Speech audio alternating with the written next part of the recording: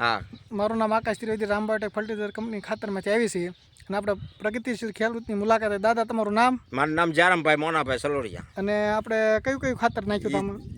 NPK અને potash. હા ને કેટલી થેલી નાખ્યું દાદા? 10 થેલી નાખ્યું. 10 વીઘામ 10 થેલી 10 થેલી 10 વીઘામ નાખ્યું. તને તમને આમ ઉતારામાં કેવું લાગ્યું? ઉતારામાં સારું છે અત્યારે તો.